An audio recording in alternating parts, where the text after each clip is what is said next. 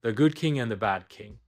Once upon a time, in the heart of medieval Europe, there lived a benevolent and wise king named Henry, ruling the kingdom of Valoria.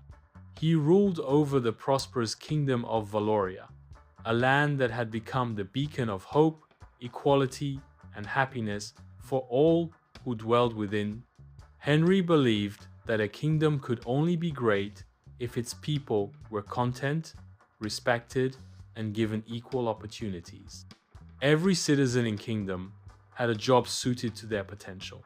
People of every caste and color lived side by side with mutual respect.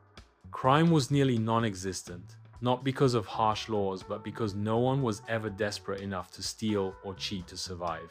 Henry's ministers were as noble-minded as their king, always placing people before profit and justice before personal gain. Valoria's fame spread far and wide. People across the world came just to witness the harmony and peace of the kingdom. But not everyone sang praises. To the east of Valoria lay the kingdom of Dravemore, ruled by the ruthless King Edward. Unlike Henry, Edward was driven by greed, power, and vanity. He saw his people not as citizens, but as tools to enrich his treasury. Taxes were very high, and those who could not pay were thrown in prison. The people of Dravemore lived in constant fear, and their eyes often turned enviously toward the flourishing land of Valoria. Edward's jealousy burned like fire. He could not accept Henry's growing fame and the reverence he received across Europe. He needed a way to tarnish Henry's image, to bring him down in the eyes of the world. And soon he saw an opportunity. That year, Valoria faced one of its most challenging monsoon seasons. The riverside villages, home to thousands of farmers, were repeatedly devastated by floods. Homes were lost, crops destroyed, and livelihoods ruined. Henry, empathetic as ever, conceived a grand plan, a dam that would control the river's wrath, protect the villages, and supply water throughout the dry seasons. The project required relocating some of the farmers from flood-prone lands, but Henry ensured it was not a loss.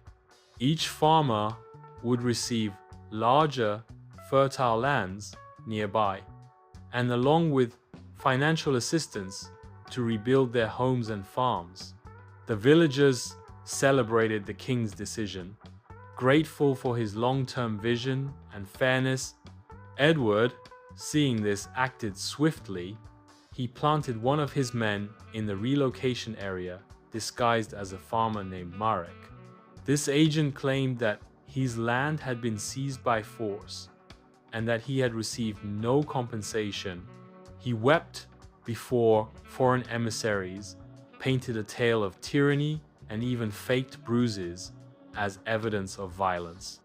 Some foreign rulers who had long envied Henry began to whisper doubts. For the first time, Valoria's flawless image flickered. Henry, shocked by the false accusations, called for an open council, inviting diplomats, citizens, and even Edward himself to witness the truth. At the assembly, Henry allowed every farmer to speak freely without guards or ministers nearby. One by one, the real farmers came forward and spoke from the heart about their relocation. The fairness of the king, some even broke down in tears, thanking Henry for saving their families. When it was Marek's turn, he tried to continue his act, but one sharp-eyed elder from Dravemore recognized him as a known conman who had disappeared months ago. The deception unraveled on the spot. Marek tried to escape, but was caught. In front of the entire assembly, he confessed that he was sent by King Edward to destroy Henry's reputation. The revelation sent shockwaves across Europe. Edward's deceit was exposed, and his standing among neighboring kingdoms crumbled. Even his own people, hearing of Henry's kindness and Edward's treachery, began to rise in protest. Eventually, a peaceful revolution led by Edward's own ministers forced him to abdicate the throne. Henry, ever the peacemaker, offered refuge to Edward's people and worked with the new leadership of Dravemore to build it into a kingdom of heaven. The story tells us that truth, transparency, and kindness will always outshine lies and envy.